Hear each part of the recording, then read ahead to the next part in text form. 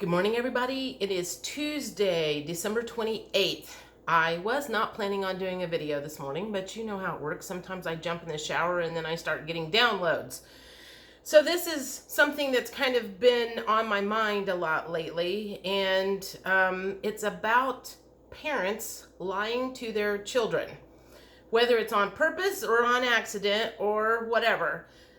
But since we just came through Christmas and I spent 3 days in the Christmas house, I started thinking about the first lie that we get told as children, that there is a Santa Claus. And then the next one is that there's an Easter Bunny. So I guess my question is, when do the lies stop from parents? Because it seems like there are many lies that could be told that just kind of continue forever and ever and ever. And there's one in particular that I want to talk about, and that is lies from parents about their emotions. And I had a conversation with a friend not too long ago about her not wanting to let her daughter see her upset or see her cry. And I go back to when I was younger, and I did not know that my mom was depressed. I didn't know that she had emotional issues.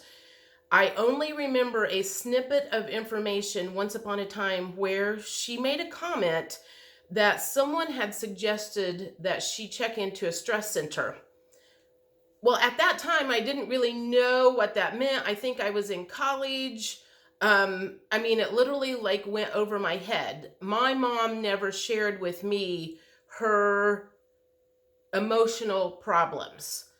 Now, as I grew up and I had my own emotional problems and I struggled and went in and out of depression, it might have been helpful to have that conversation with my mom, because I might not have thought something was wrong with me. I thought something was wrong with me because I wasn't happy all the time, and that I would spiral down into depression for 3 months at a time. This was back when I sold real estate, mostly because real estate is very up and down. My emotions were always very up and down along with the tide of the real estate. And I finally had to learn how to pull myself out of that, and quickly. Once I did it enough times, sorry, I have a frog. Once I did it enough times, I started getting better and better of how to pull myself out of it quickly.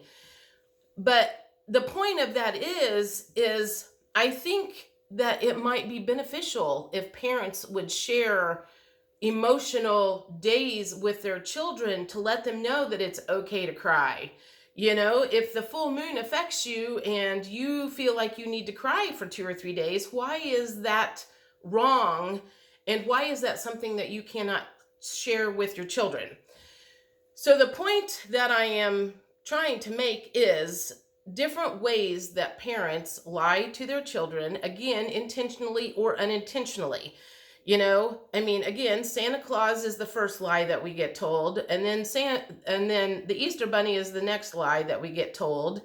Many kids probably get told that this person over here is their father, when actually this person over here is their father, or they got lied to about being adopted. And so it just seems like it's okay to do that, and other people have taken over for them, in the government or the teachers, or, those of us who have kind of figured out what's going on.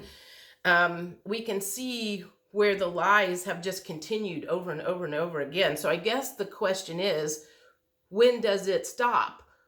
Or when should it even start in the first place? So the one thing that I would like to know is, if you are an awake parent, how have you approached Christmas and the Easter Bunny and all of that stuff if you're not willing to lead your kid down the path of, there is no Santa and there is no Easter Bunny? I am very curious about that. I don't have kids. I never really wanted kids. This kind of came up yesterday. I was talking about this with somebody. She was complaining about her 20-year-old kids not helping her move or something like that. And I said, you know, I never wanted to have children. And I remember specifically when I was in high school, I was 16 or 17, I was able to drive, and I babysat for 3 boys. And they were, I think, between the ages of 3 and 7 or 3 and 8. I mean, they were pretty close together. And they were very rambunctious, and I was there for a very long time. And I remember thinking to myself, oh my God, this could be my life. That was probably a past life trauma that came up that day, because I was very clear at that point in life that that was not what I wanted. Was, you know, I wanted a career, I had other plans. So that whole thing with the children was never heavy on me. And I know that is with a lot of people.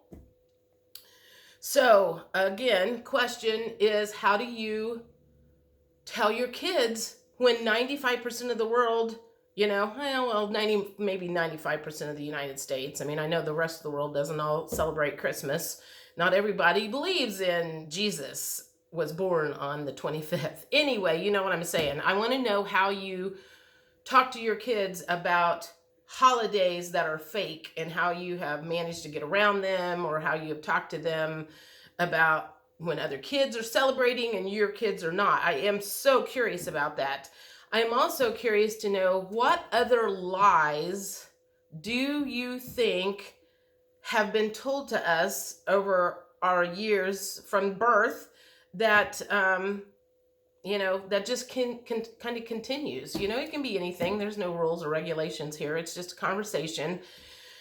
Just more discussion about unraveling the programming, I guess, is the point, is unraveling the program that we've all been under, and making ourselves aware of what we've been told that is not true. So that is the point of today's video. And I hope y'all have a good day, and I will talk to you later. Bye.